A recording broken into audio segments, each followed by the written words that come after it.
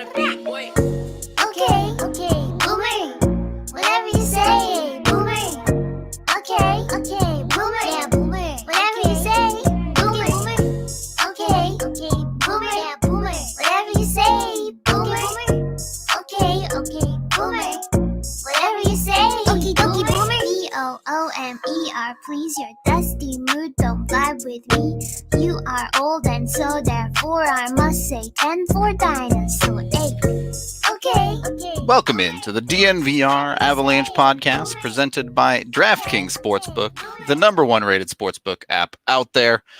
If you don't want to make the bad boomer bets, all right, you go over to DraftKings Sportsbook, and whatever you do, do not listen to my bet of the week because they never seem to work out. But my bet of the week this time is Cale Makar to win the Hart Trophy at plus 8,500 for next season. Ooh. If you want to take the safe bet, McKinnon is the favorite at plus 550. But I'm taking Cale Makar to pop off. Going with it. Why not? Give it a shot. Because DraftKings Sportsbook has the awesome deal if you want to sign up for a new account right now with code DNVR, where you can get up to a bonus of $1,000. So jump on that, have a little bit of free money to play around with, and make some bets, whether it be on next year's Hart Trophy winner, on football, basketball, volleyball, tennis, you name it. You can bet on just about any sport under the sun over at DraftKings Sportsbook, including the upcoming UFC 255. They're also giving MMA fans who sign up now a chance to triple their winnings for any bet placed on UFC 255. Great to jump on that as well. Highly recommend it. They're also super safe and reliable. So download their top-rated DraftKings Sportsbook app now and use promo code DNVR when you sign up to get that $1,000 bonus. Again, code DNVR for a limited time only on new accounts. Must be 21 or older, Colorado only. Bonus comprised of a first deposit bonus and first bet match. Each deposit bonus requires 25x playthrough. Restrictions apply. See DraftKings.com/sportsbook for details. Gambling problem? Call 1-800-522-4700. All right. So with gambling out of the way, the NHL, as they continue to say they might announce things and don't actually announce anything, did at least have some news come out today from various sources, Pierre LeBrun, Elliot Friedman, et cetera, about moving towards returning to play, but things are not where everyone wants them to be, are they? It turns out money still talks. Yep.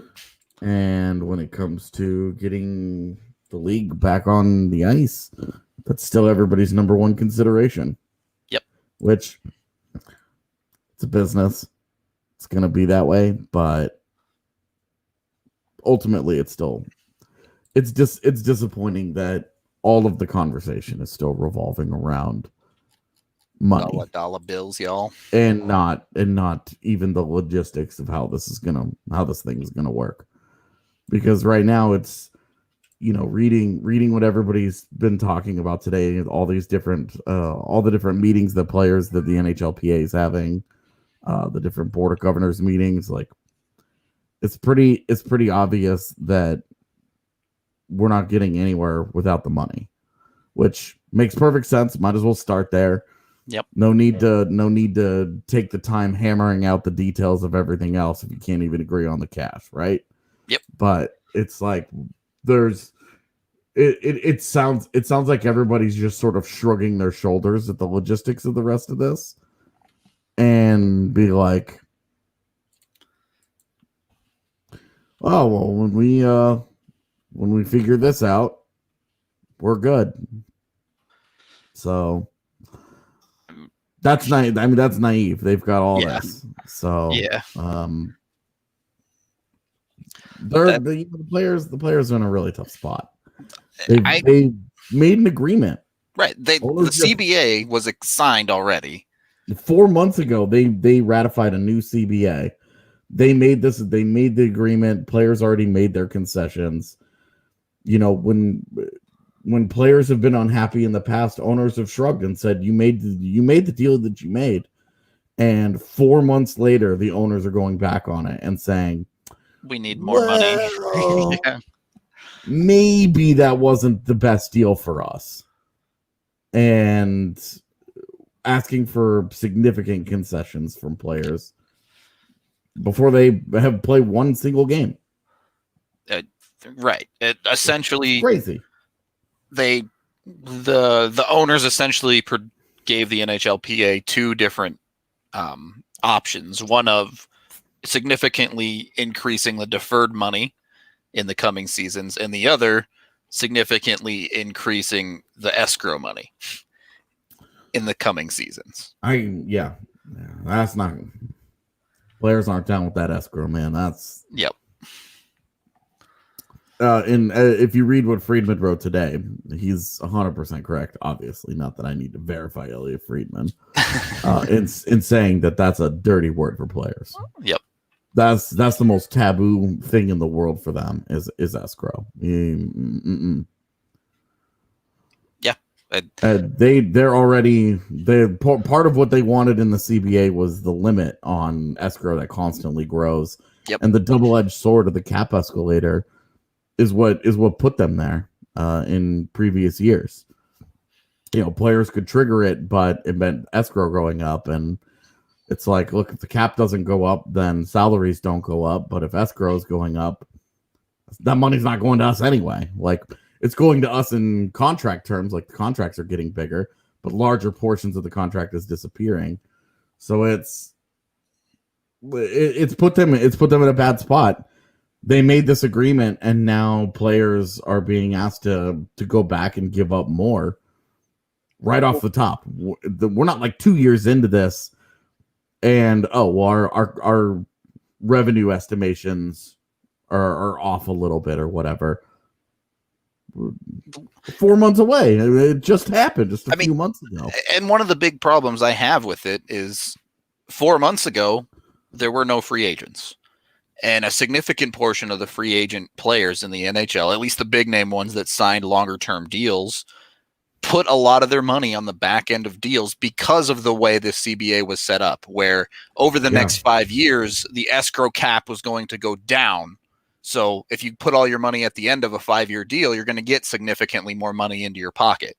Right. And they're trying to maximize the amount of money that they get to take home based on the agreement that the league made. Right. And now the league comes back and says, yeah, about that. What if we just raise the percentage in those last 3 years? And it just feels like playing a dirty game to go back on that 4 months later, let alone at all. The big thing there is that it basically impacts like 3 guys. Yeah. Because so few long-term deals were handed out in this offseason. That there just won't be nearly as many of those guys impacted. You know, it's like Torrey Krug and Alex Pietrangelo. Were there any other 7-year deals given out? I mean, there were a couple of other longer ones that it affects a little bit, I think, but yeah, none like crazy big outside of Pietrangelo, really. Yeah, and really, like Pietrangelo was the only guy really who got like paid. Yeah. You know, I guess Krug on a 7-year deal, that adds up. I guess so technically Josh Anderson has a 7-year deal. Oh, I forgot Josh Anderson. Yeah, he got paid too. Yep. So yeah, there were some guys that, you know, this will affect them, but there are more Max Domis and Andre Burakovskis out there than we were certainly expecting coming into this. Yeah. And you know, it does suck for those couple of guys, but you also, you know, you got to do something. You know, I think we're probably always going to side with players when it comes to disputes with owners. Most likely. But at the same time, it's like you got to be realistic. The pandemic is still going on. It's still changing. You know, the NHL is definitely losing money. I kind of want to go back and pull up old episodes from when the pandemic began, and you and I were like, maybe late May the game will come back. Right. And like how like comically naive it ended up being, just not knowing how it was going to go, what was going to happen. You know, there were doomsday predictions of millions of people dead, and not that the 250,000 people who have died in the United States alone are irrelevant.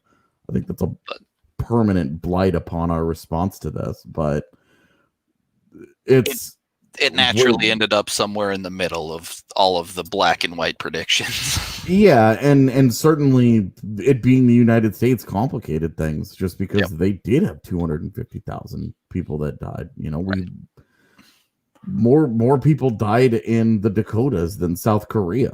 Yeah. You know, and that makes it hard to play pro sports. And when you're talking, it makes it hard to play any kind of sports when you're talking about thousands of people convening to watch this thing in person. And especially the NHL, like the NFL is losing tons of money too, but they have an unbelievable TV deal that helps them out. Right. The NHL is going to, you know, the NHL is going to be trying to renegotiate their TV deal next summer, coming off of a pandemic. And they're the league that relies most on gate of the big four. Easily. So it's a bigger deal for them in that regard as far as their financial state. And you know, them talking about 60 game season, you know, we'll get into that. Them talking about a January 1st start still. Look, they've got to get something going. These camps are supposed to be opening up in less than a month. Yeah. You know, we are a week and a half away from December 1st, which is right around when the camps need to be opening up for the teams that did not play in the tournament over the summer. Those are teams with players who haven't played hockey. Some of them went overseas, but some of those guys haven't played organized hockey in 9 months. Yeah. And if you're going to ask them to show up, practice for a week, and jump into real NHL games that count, it's not going to be pretty. Yeah. They've got to get something going. That's why they're having all these meetings, but this is such a mess. Getting into the and you know, Wolf he's got a good point here. We've kind of not talked about it this entire time, but Altitude has a TV problem of its own. I think the reason we haven't talked about it is just because at the end of the day, it's not going to happen. Altitude will not be on Comcast ever again. Basically, there's nothing to say. Yeah, exactly. Like, neither side, as far as we know, neither side has moved. This isn't. There haven't even been talks, as far as we know. Like TV contracts are like not something that we. It's not our forte, certainly. We're not experts in the field. I wouldn't even say we're well versed in the field, which makes me really uncomfortable getting too into it. Plus, that's the conversation, right? We'll get into it if we hear something, but no one has heard anything about it. To be honest, I'm quite fond of our Altitude TV people. Their jobs are on the line, and when people speak out negatively about Altitude in this situation, they go hard at folks because that's their future. That's their careers on the line. And I don't want any of them to think that I am anti-Altitude, because I'm not anti-Altitude at all. They've operated, I'm assuming they're operating at a pretty significant loss. They've been doing it ever since last year when this deal ended. Yeah. And I assume that they're going to continue to operate that way moving forward. The Cronkies have invested so much in the infrastructure that they've built between Altitude Television and Altitude Radio, and kind of owning all of their own rights, that I don't think the Cronkies don't operate businesses that lose money, but at the same time, they've done so much work in Denver to try and continue to pay themselves, with owning everything. Yep. Ball Arena is theirs. The teams are theirs. The infrastructure is theirs. They've done all that work. They're not going to get bullied by Comcast. Right. And they're not going to take a bad deal just to say that they've made one. They're going to hold their ground. And Comcast has made it pretty clear where they stand. They're in a unique position because of owning all of that infrastructure too. That we're starting to see, and we've talked about this a little bit before, but just this past year, the Yankees bought out all their own rights to produce their content online. Yeah. And at the same time, like the Yankees also removed MSG got pulled off of streaming services. Yep. So it's like it's a little like it's a win that they get their own TV rights and their own streaming rights. It's a loss that they're pulling them off of streaming services like YouTube TV. Sure, but the question is, look, Kroenke probably does have the infrastructure to follow whatever path it is these Yankees are taking. If there's an organization you want to follow in these types of things, the Yankees is probably a good one. Yeah, well, and they have the deep pockets to make it happen, and we know the Kroenkes do as well. Yeah, but at the point you brought up already, you don't get rich by running a business that's losing money, and the outlook seems to be that, at least in the immediate, trying to break off and figure out your own streaming platform or whatever you want to do with that probably is going to lose you money. Again, AJ and I absolutely not experts in this, but this was coming from Altitude themselves saying doing something like that isn't viable right now. Yeah, and Chad brings up a great point by saying, this is like a small piece of a way bigger conversation. For sure. Where Altitude and KSE are unique is that they, the Kroenkes, KSE in general, they have the cash to operate Altitude specifically at the loss needed to survive Comcast trying to strong arm them. But they could run it indefinitely if they wanted to. Yeah. Right. Like there's no doubt that they could continue to do. They make so much money from so many different other sources that they could continue to operate Altitude at a loss. And I think that's a big reason why we've seen it happen for a year plus now, is that they have continued to do it at a loss, and they can survive it. They're one of the very few independent RSNs left. Yeah, exactly. And not under the AT&T umbrella. Or Comcast or NBC, whatever. Umbrella. Yeah. There's like 3 major channels that run most of them. Yeah. Right. And they're able where they have their power as the independent is that they can continue to operate that at a loss and say, we're not going to give in to you. Yep. And at some point, it's either worth it to Comcast to say, look, come on back. X amount of time. Right. They're not doing it. Let's just get them back onto our channels, or this is permanent. We're dug in. Let them operate at a loss. Screw them, because Comcast is the dominant company in Denver specifically. And I think the Avs are in a unique spot when it comes to this too, because they're the best they've been in a long time, which means 2 things. 1, people are going to want to see them. Yeah. And 2, they're going to get a lot of national games. Yeah. So people not only want to see them, but every couple of weeks, they're going to see what they're missing by not watching every single Avs game for those that do only watch on television. So I think there are a lot of things working in Altitude's favor in that regard. Yeah.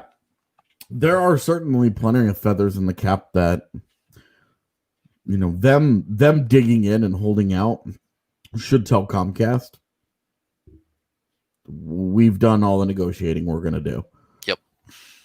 Like Altitude, and according to all the people involved with the negotiations, Altitude said, just give us the same deal.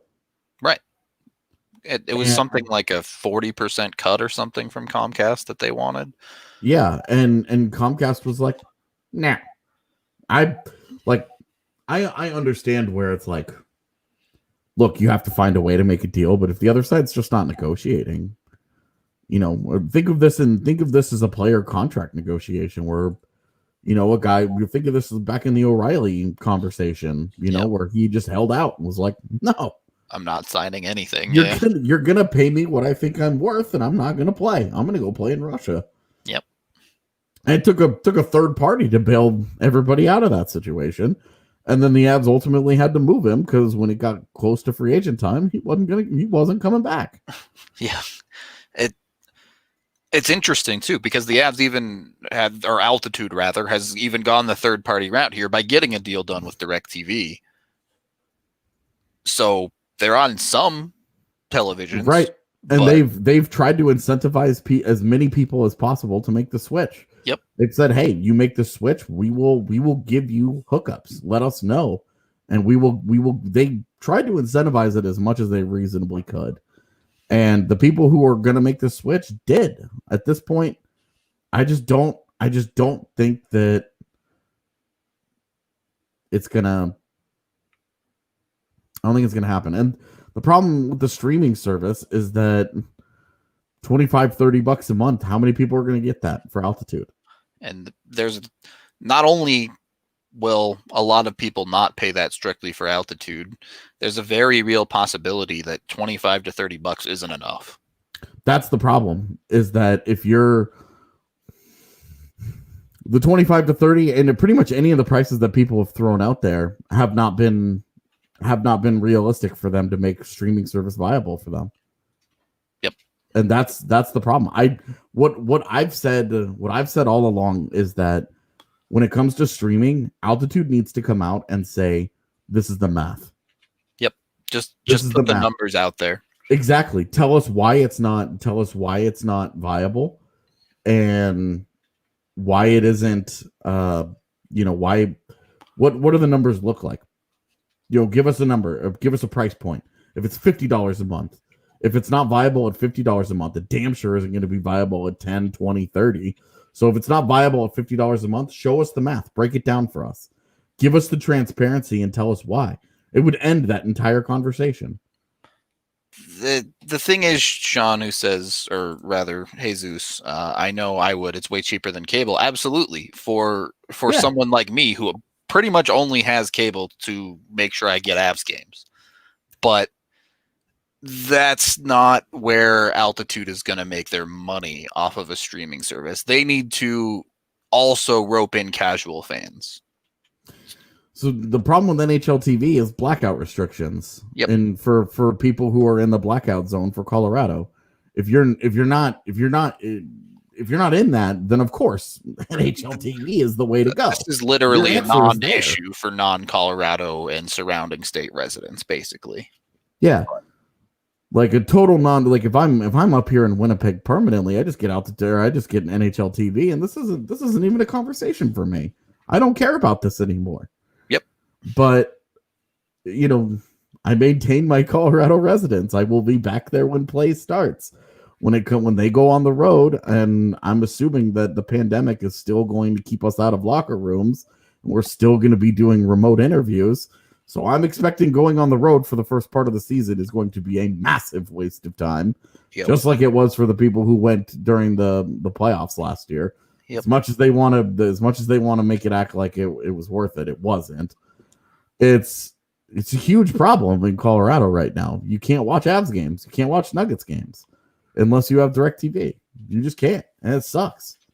Yeah, the NHL's blackout issue is a whole different can of worms. But we do have to take our first period break and acknowledge WGT Golf.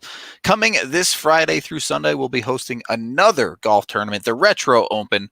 All country clubs can participate. That is DNVR 1, 2, 3, and now 4 as well, as we have a 4th country club in the works. I'm not sure if it's open yet, but it should be open either tonight or tomorrow. So you can jump into that one and play along with us on this weekend's tournament, where you have a chance to win yourself some DNVR merch. You don't even have to win the tournament. All you have to do is play the course, which is going to be the old course at St. Andrews, and take a screenshot of your final score and send it in either to the DNVR Sports main Twitter account or info@thednvr.com. Either way, once you sent it off, you've been entered to win, and we'll choose a winner at the end of the weekend. So get on it, and good luck to you. You can download the game at dnvrgolf.com, and again, search for DNVR4 to join our newest clubhouse and play along with us. Second period of the DNVR Avalanche Podcast, presented by DraftKings Sportsbook with Rudo and AJ. Didn't think we were going to get into this conversation, but the television situation, not only for the NHL, but for the Avs, is a tough one. And particularly just because everything we've talked about is a moot point unless the NHL is willing to distribute their online broadcasting rights to the teams, because right now the NHL owns all of that. Yeah. Look, bud, you want to just a detour real quick. Sorry, Sure. but you want to act like you want to try and explain VPNs to everybody, because for us this is not a problem. You and I are not missing games. Right. And people that understand how to find games can find them. Like, let's be clear about that. But there are a large swath of Avs fans that don't know how or aren't interested in learning how. They just want it on their television. And if it's not there, they're not going to watch it. Yep. They want to sit down, turn on their TV, go to the channel, and it's on. Yep. You know, like that's it. Like you and I, VPN, this is had a VPN for a freaking decade, man. I've been doing this for a long time. Not new. Whatever. But this is, this is not something that I'm gonna be able to explain to, like, my second set of parents. You think it'd be? Yeah. You think I'm explaining to them? Like they didn't even have a computer until like 2010. You think I'm explaining a VPN to those guys? It's just not gonna happen. Like it sucks. It's my father. I've tried to send links in the past to him to get him to watch games, and it just something doesn't click sometimes for some people. And ease of availability is a huge thing when it comes to sports. Why do an absurd amount of people watch football in this country? One, because people love it, but two, because every single game is on a national channel every single week. Yeah, this is again like when we're talking about the power of ESPN. Yep. Instead versus the NBCSN and burying playoff games on freaking USA Network. Yep. Like this is where, hey, sit down. It's on ESPN. Done. Pop it on and you're done. I'm good. I'm set. There's no work on the consumer side. Yep. Sports get played on ESPN. That's where I'm looking for sports. You put hockey on there, makes it that much easier for everybody involved. Agreed. Not that solves the local issue, but you know, that speaks to the ease of access, which is a huge conversation about television rights. Anyway, but anyway, that's just a tough way that the NHL's had to try to build their way back into the market. Yep. The exclusive deal was a mistake. Anyway, kind of moving back into the topic that we were targeting for today. The NHL is hoping still to have games ready to go on January 1st, to have a league happening on January 1st. And what Friedman is hearing is that they're targeting a 60-game season with all divisional play. We'll get into the divisions in a bit. With back-to-back homestand style, baseball style homestands and away series, as well as having at least a full week off for makeup games at the end of the season before the playoffs start. They're going to try and fit this in from January 1st with the playoffs ending in the middle of July. So that's 6.5 months to play 60 games and the playoffs. Is it doable? It's definitely doable, and the fact that they're pushing back the start of the playoffs into May is a great thing.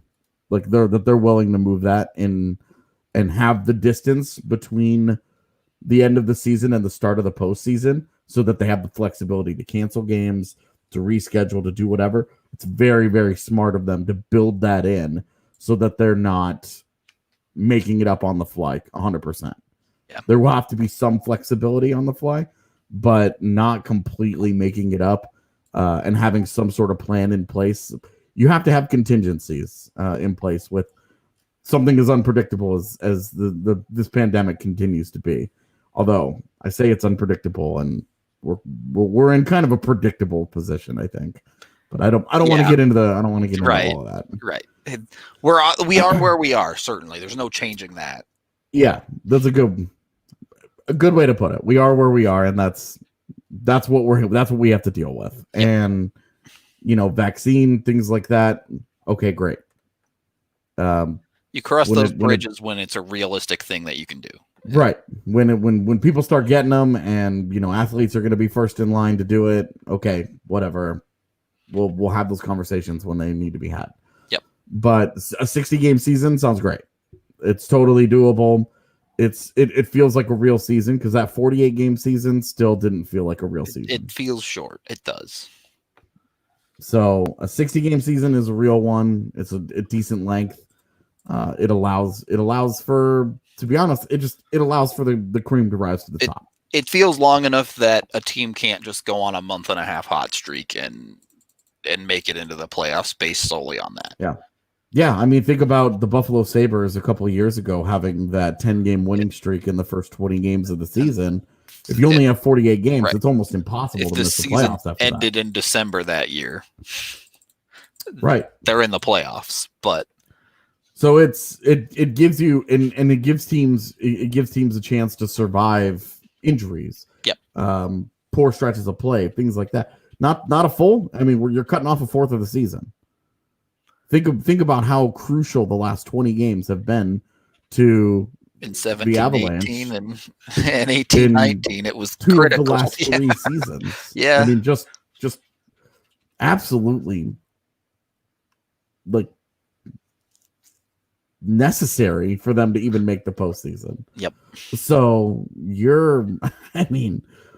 those games matter, but I tell you, 60-game season is still no excuse for this team to underachieve. I will say that right now. Mm-hmm. But a 60-game season is a good length. You're trying to get the most you can out of the situation. We've talked before where an 82-game season really just isn't viable at this point based on the circumstance. Even if they do start on January 1st, with them pretty much having a hard date of mid-July with the Olympics coming, there's still the possibility of maybe opening up the rights to where they could play on other channels, but you're getting into a lot of what ifs there. So if you look at what they have to play in these 6.5 months, or potentially less, depending on when they get started, if you get 60 games out of that, that's pretty darn good. I mean, 30 Definitely. days, 6, so call it like 200 days, right? Roughly of time they have to play 60 games plus playoffs. Now, if they don't start January 1st, yeah, that's where every day longer you wait, it's gonna get tighter and tighter and tighter. Right. If you start January 15th and training camp starts on January 1st, and your season starts 2 weeks after that, I think you'll still be in pretty good shape. Yep. And it won't feel like such a desperate sprint. Yep. But even that makes it tough. If for whatever reason they have to push it back to the start of February and training camp start in mid-January, you're probably not getting 60 games. Yeah. You're probably looking back at the 48 games. Yep. And of course 60 games is better than no games sober, but absolutely. That honestly, at this point, I'm not super worried about that. The one positive thing you have out of these discussions is it seems like everyone's on the same page and they want to have a season at least at this point. Yeah, there isn't, like the lockout season, there was a lot of we'll do this if we have to. Right. It's that important. That sentiment has not come up, it seems, to this point at least. Right. There's still a little bit of, hey, for some teams, they'll lose less money if they just don't bother having a season. But it's not a prevalent opinion, and everybody involved wants a season. Yep. We know what it looked like, and you definitely can't just be like, all right, well, these 6 teams just bounced out of the season, so now we've got 25 teams in the league. You're not going that route. I mean, you are if you're the ECHL, but well, the ECHL's in a different financial position. Of course, I know. Yeah. So, and especially for a league like the NHL that does do revenue sharing, you're kind of all in or all out. with that Yeah. type of thing. So Yeah. I mean, imagine being part of the Players Association and being like, well, I played for one of those teams that just bounced. So, see you guys. like, at that point, you'd have to have a redistribution draft Oh man, it'd be for like one season. you'd have to do so much, yeah, because those teams would come back. So guys on multi-year contracts, so they like go back to their old team. God, that would be nonsense. Yeah, I mean, obviously, you wouldn't have that draft, but it would be like they should, just to make it like, right. hey, we're gonna have a huge lotto, and then this team doesn't play. Say like the Jets for whatever reason wouldn't play. You have that entire top 6 that gets dispersed for 1 year. Just be nuts. All right, whose ping pong ball are we denting to get line A? I mean, Hellebuck, man. Hellebuck too. That's true. Yeah, I mean, no offense, Groovy, but you want to throw a Vezina winner with a Hart Trophy finalist, since he's never going to win the Hart. He'll just be a finalist of a bunch of times in his career. That's right. 8,500 to win for Cale Makar is going to win one first. That's right. So it could be, things could get crazy, but I think the expectation is something will get done. It's just a matter of when at this point. Yeah, it's just really, it sucks because it's like a frustrating waiting process. Yep. Where you watch these negotiations and you don't have trust in either party, knowing that right. they have been so like lockout heavy. Yep. Where it's just like, wouldn't 3 times in the last 2 decades they've had some kind of lockout. So well, and you've got Don Fear running the NHLPA, who was like Mr. Lockout in baseball. Yeah, when he was running their players union. Anyway, they'll get something done. But the urgency to get it, like we say, like, hey, it's only a week and a half until December 1st, but it's still a week and a half. There's still a little bit of time there. There's a lot can happen in any, if you're negotiating several hours a day trying to hammer this thing out. Eventually, you're gonna claw your way towards middle ground. And you're gonna find an answer that everybody's gonna be able to live with. And I believe the next official announcement on meetings and things is supposed to come on Monday. So they already have some things lined up.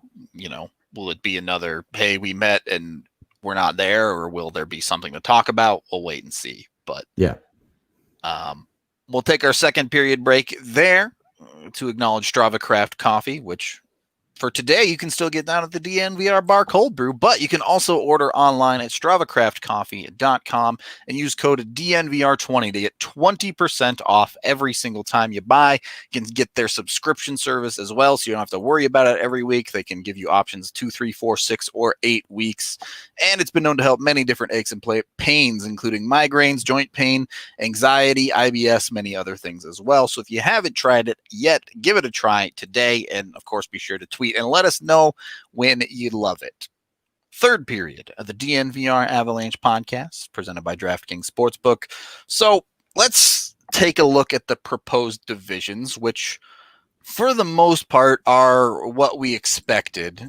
Colorado moving into what they're calling the West Division with the California teams, Arizona, Vegas, and then also Dallas and Minnesota getting thrown in there as well. Obviously, this is, if you're not up to speed, they're doing this because they're creating a Canadian division to solve the Canadian border problem. So teams can play all of their games without having to deal with the quarantine issues of crossing that border.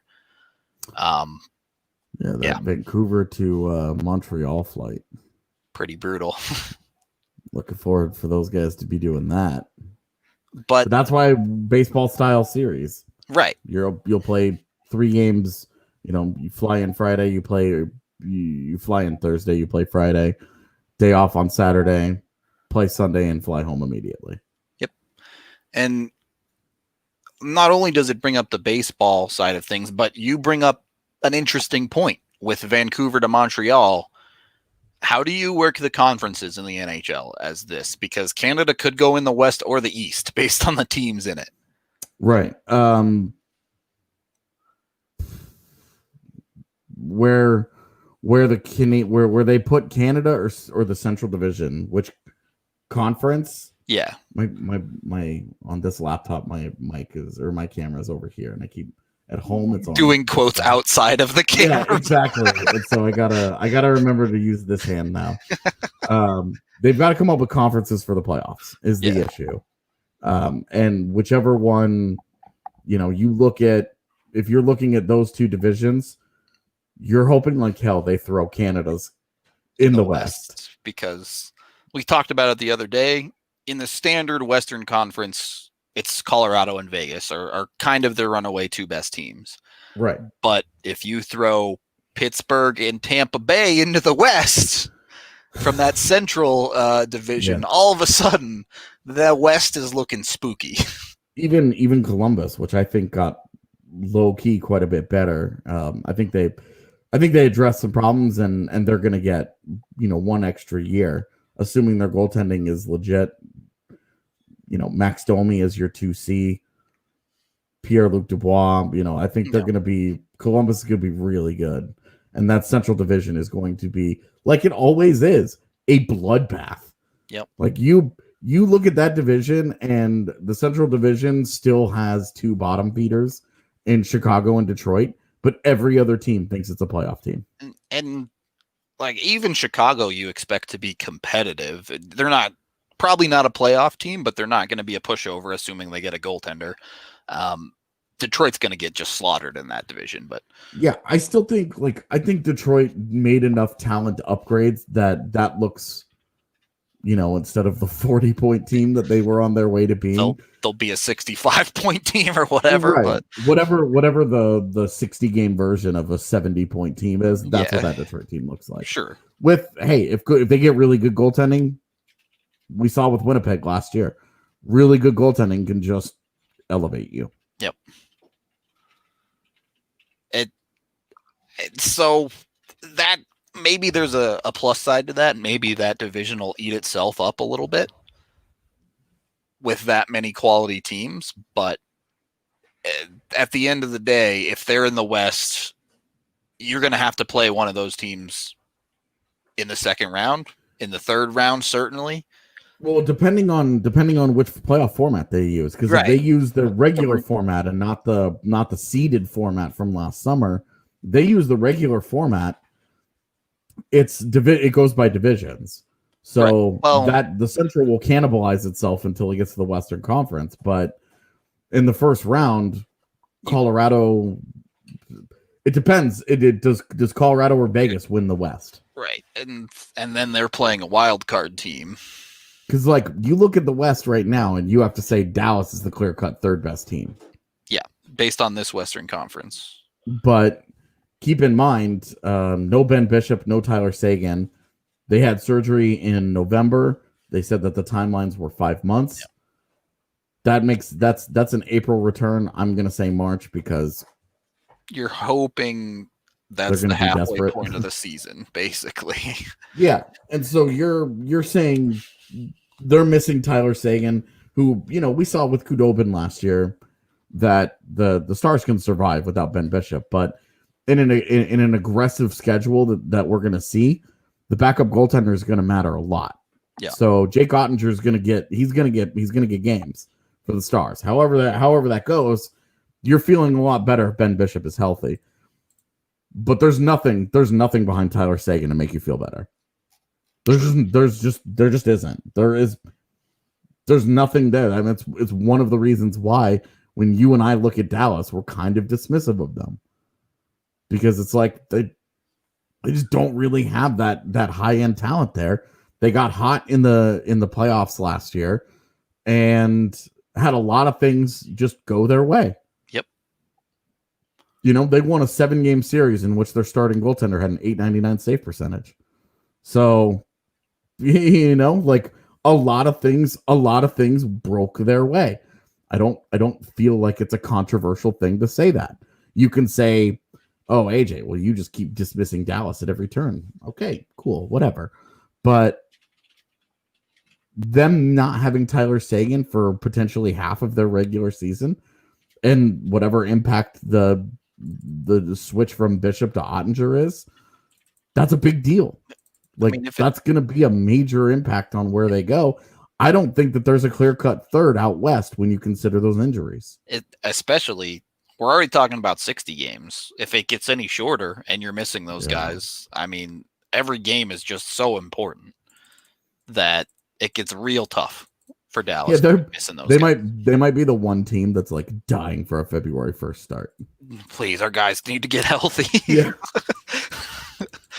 But I think you're right. I mean, not a ton is expected out of Minnesota this year. Not a ton is expected out of pretty much any of these teams. LA, they're expected to be better, but not there yet. Anaheim, who the hell knows? The one team that's expected to bounce back a little bit by a lot of people is San Jose. But yeah, we'll wait. But how far do they bounce back? Like, exactly. That's going to depend 100% on their goaltending. Like, that's still, San Jose is still a team with some talent, but they're only going to be as competitive as their goaltending allows them to be. Yep. If they're giving up 4 goals a game, they're not going anywhere. Arizona, I think we would all kind of dismiss because of the absolute shit kicking that took place in the postseason. But that's still a team. Like, if Darcy Kemper is still going to be a Vezina caliber goaltender, you know, Kemper and Ranta have both been outstanding. It's just injuries that have caused them issues. If those guys are both healthy and they're both rocking and rolling, Arizona is going to be a tough out every night. They don't scare you deep in as a team that goes deep in the playoffs, but I think that's talent then. That's the case for a lot of these teams in the Western Conference outside of the top 2. Is look, in a 7-game series, you feel pretty good, but they have the talent where on any given night you could lose to them. Definitely. And whatever format they use is going to have a huge impact on who finishes second in this race. Yep. Between Vegas and Colorado, assuming those teams live up to expectations, of course. Because you could fast forward to the end of the season and, you know, somebody falls flat on their face every single year that we're not expecting to. Last year it was San Jose. Who it's going to be this year, we don't know. Yep. You know, it could be either one of Vegas or Colorado.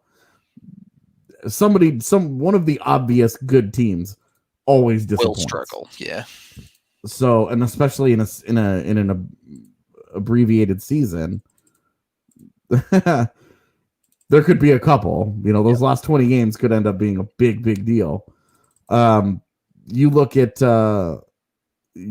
this though, and Colorado and Vegas vying for that 1 seed in the Western Division is massive. Yep. Because if Colorado gets second place, Colorado then, and they use the old divisional format, not the seeded format from last year.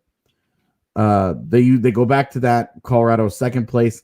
They play whoever's third in this division, while Vegas gets one of the 2 wildcard teams. Colorado, like, if Dallas is the third team, Colorado gets beat up by Dallas by coming in second, and then has to play likely Vegas in the next round. Right. Whereas Vegas is playing an old San Jose team, Arizona team that struggles to produce in the playoffs. I mean, the difference there, I agree with you, is very big. Well, and then the third round, just to get to the Cup Finals, you could be talking Tampa Bay Lightning. Yeah. You know, it could be Tampa Bay, it could be Pittsburgh, St. Louis, Columbus. Like, maybe things click for Nashville, right? Like, one of those teams is going to come out of that pile. There's a very real possibility that the team coming out of the West, if it is the West and the Central and the West, has to beat 3 of the 5 best teams in the league just to make the Cup Finals. Straight up. And then whoever's coming out of the East, you're whoever makes it to the Cup Final makes it to the Cup Final, and you just kind of whatever. Right. That is what it is, yeah. But you look at like that Eastern Division. Like, you have Boston and Philly, like, and Boston, Philly, Washington. You really, the Islanders and Rangers and Hurricanes. All those teams are planning to be competitive. Buffalo, you have to say, took a big step forward. With Hall, yeah. New Jersey, you have to feel like probably took a step forward. That could be a really fun and competitive division, but it's still going to be pretty predictably top heavy. Yep. Where would be interesting, if the Central or the Canadian division, one of those is going to be the one that ends up in the Western Conference, right, for the postseason purposes. Which one of those teams do you want in the third round? Because you look at that Canadian division, I think Toronto is the runaway best team there, with Montreal, Winnipeg, and Vancouver, Calgary, Edmonton. It's just a lot of blah. Yeah. Like it's a lot of like solid teams. But funnily enough, there's a lot of teams in the Calgary zone. Right. Like a lot of teams where it's like you get them, if you got them in the first round, those teams would make you nervous. Yep. But pretty much after that, like Toronto, you never know. Like if everything clicks for Toronto and their defense is good and Freddie Anderson's at the top of their game, Toronto's a scary proposition. Yep, for sure. But they have a lot to prove to become that way, though. They consistently fallen flat on their face in the postseason. And until they proven, until they do otherwise, you're just not like, if that's the best that division has to offer, you absolutely are like, we'll take that over the Central. 100%. The Central has at least one, if not two teams that are cup contender favorite type teams. Right. Like I'm looking at the Central, and St. Louis hates this because they're like, Jesus, we went from having to deal with the Avs to now we're dealing with the Lightning, we're dealing with the Penguins, and we're dealing with the Blue Jackets. And you still got stuck with Nashville. That's not an easy out by any means, and things like that. You still get stuck with a really talented Nashville team. You get stuck with a really talented Florida team who on any given night can be a really big handful. Yep. And then whatever happens with Detroit and Chicago happens, right? Yeah. If one of those teams gets frisky, it just makes life that much harder. Yep. But you're talking the difference in playoff routes.